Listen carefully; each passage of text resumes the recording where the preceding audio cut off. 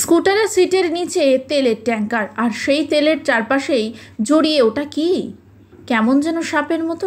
Social মিডিয়ায় viral হওয়া ওই ভিডিও দেখে হার্টবিট বেড়ে যাওয়ার মতো অবস্থা নেটাকরিকদের। এমনিতেই সাপ নামক প্রাণীটি থেকে শতহস্ত দূরত্ব বজায় রাখতে পছন্দ করেন মানুষসহ সমগ্র প্রাণীকুল, কারণ সাপ এমনিতেই হিংস্র প্রকৃতির। বিষহীন হোক বা বিষাক্ত, যে সাপই হোক না কেন, সাপ মানেই আতঙ্ক।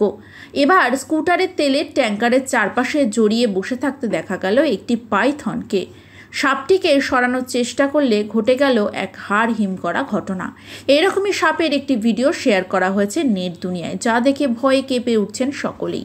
ভিডিওর ক্লিপে দেখা যাচ্ছে কয়েকজন ব্যক্তি ওই লম্বা স্কেলের মতো দেখতে বস্তুটিকে একটি স্কুটারের সিটের তলা থেকে বের করার চেষ্টা করছে, যা দেখে সকলেরই কম বেশি গা শিউরে উঠবেই।